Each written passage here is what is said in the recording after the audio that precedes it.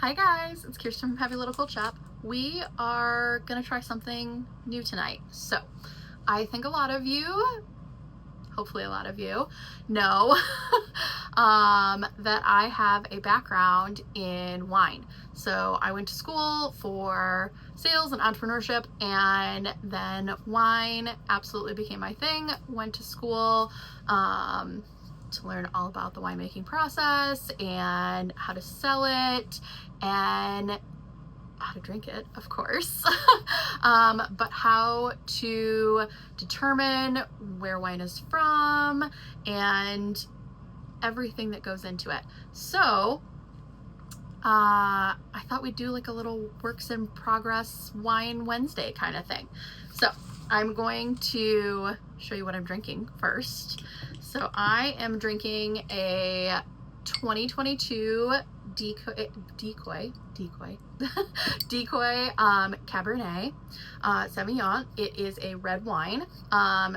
You can see on the bottle I've put a little bit of a chill on it. I in general like my reds a little chilled, and in fact when they say, oh no, don't chill red, what they actually mean is it should be at cellar temperature. So it should be chilled a little bit. You should not be having a summer barbecue pulling this guy out and it's 70, 80, 90 degrees. You really want it to be like 55 to 65-ish, maybe even a little cooler. So I put mine in the fridge. I usually give it like 10 minutes and then I'll start drinking it. I like a little chill on it.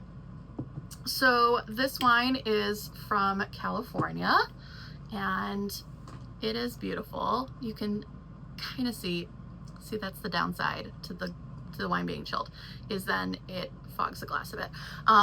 It's a very full-bodied red.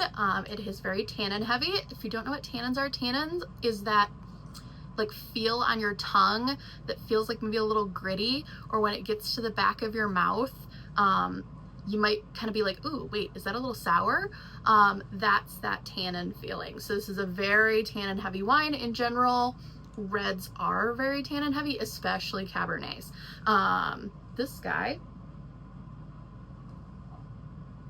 gotta give it a good sniff.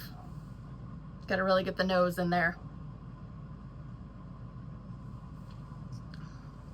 This guy has like a lot of those jammy, like very juicy fruits. So I would say like blackberry, definitely blueberry on the finish, very much so. Now, when I talk about blackberry, blueberry, I don't mean that there is blackberries and blueberries in here. There is not. This is, I believe, I looked it up. It was like 94% Cab and 6% Merlot. Those are types of grapes. So it's Cabernet grape, Merlot grape, and they blend those to get a Cabernet Sauvignon. Every winemaker has a custom blend. Every single wine is different. Some of them will tell you, some of them, trade secret. They will not utter a word about it.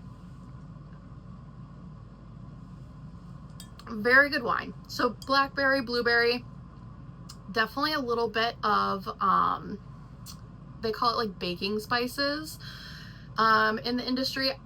Think of like fall pies, like those kind of stronger, you know, what you would find in like a plum jam or a peach pie, kind of those guys, those notes are in there. Now when I looked this up, they said one of the notes was black pepper, and I maybe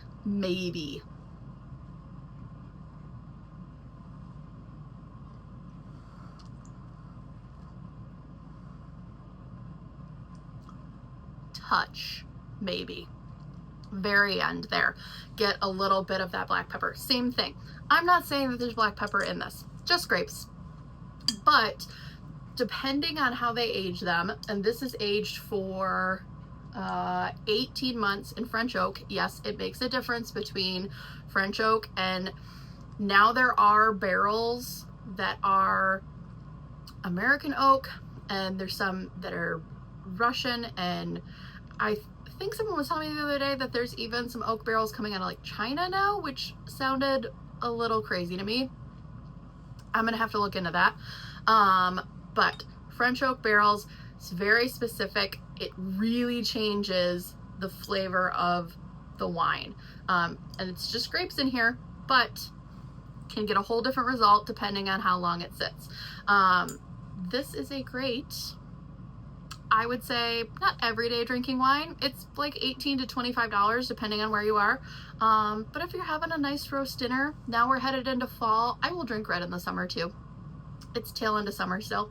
But headed into fall, headed into winter, we eat a lot of those heavier dishes, a lot of those beef roasts, things like that. This would be great. Very, very good. And I think we're having roast chicken and potatoes and maybe some Brussels sprouts or something tonight. So perfect with that.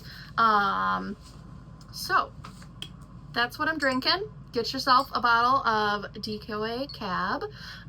It's part of the Duckhorn Portfolio. So a lot of wine history here. American wine history.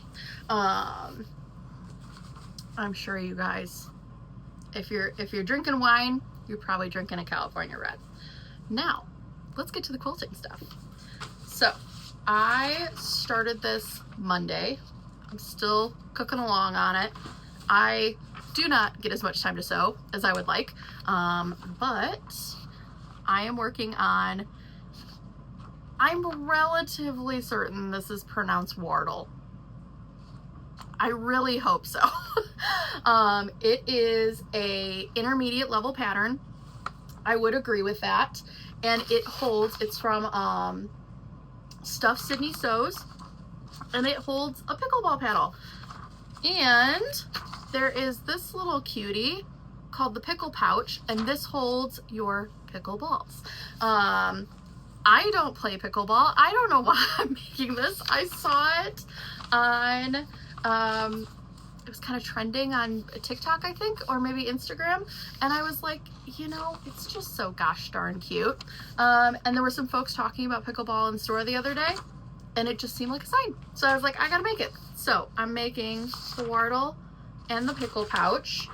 I apparently have decided that I'm taking out pickleball because I made this like in some of my favorite fabrics, or I'm making it in some of my favorite fabrics. So these are the Wardle pieces. So we've got a front and a back. I did use a coordinating fabric for the inside. This is all from Tula's True Colors collection, her most current collection. And so what I think I'm gonna do is, so these guys get a little kind of gusset guy, and I think I'm going to make the gusset with the coordinating facing out. And then for the Pickle Pouch, I did some different stuff on this. So I kind of jazzed up my quilting, and then I alternated my stitching. I don't know if we can get it to, you can kind of see it. So I alternated the stitching with the blue and yellow on top and did like a little kind of plaid check guy. So this guy is gonna go, maybe, yes, this way. I had to think about that. It's gonna go this way. And then same thing, I think I'm gonna put the coordinating fabric as the little kind of accent on top. And then for my Wardle, I of course, Tula Pink webbing. And I have to give it a jazzy zipper. The zipper is from Sew Hungry Hippie. We have these at the store in black and like this really cool, it looks like a piano keyboarder, but it's rainbow. It's so cute. So that is Wine and Works in Progress Wednesday. We'll see if this happens again next Wednesday without the phone falling over. I'll see you guys soon.